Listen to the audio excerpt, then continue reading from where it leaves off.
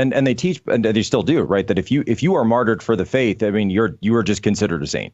That's just exact. You are good.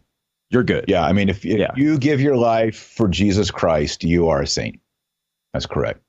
Yeah. Right. Period. That's it. Yeah, so, Swiss Guards, 1527, saints. Boom.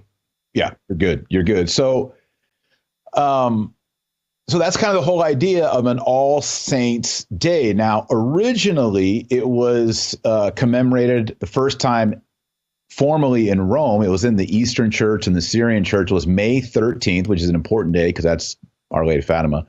That's in right. 610. Pope Boniface IV, there was this huge temple in Rome called the Pantheon. It's still there to this day. It's an amazing building. It's round. Pretty well known, right? Really. I have. We were just there. Yeah, I mean, I think it's in Da Vinci Code, if you know those kind of movies, but it's this round building with an oculus in it. And that was a temple to all the gods. Pan, all, theon, gods, all the gods.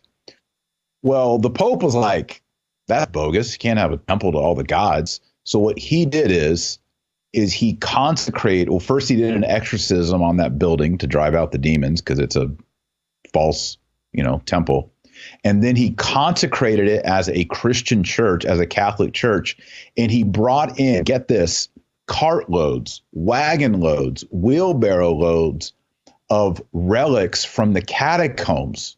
Wow. Remember, in the catacombs, there are all these people who'd been martyred, right, and saints. And he brought them into this church. And this church is dedicated to the Virgin Mary and all the martyrs and all the saints.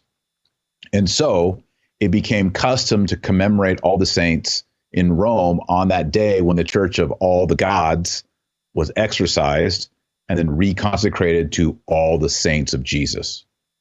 So that happened in the year 610 in Rome. And then later on, as you get more towards later in the medieval era, in the 800s, 900s, you start to see its transition to celebrating it in the fall. And that's where we get November the 1st as the feast day of All Saints. And the eve of that is, of course, October 31st. And a lot of that has to do with the harvest.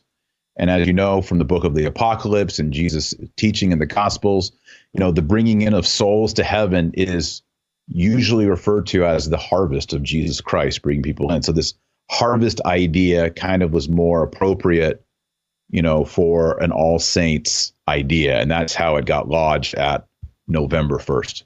So it's All Saints Day, All Hallows Day.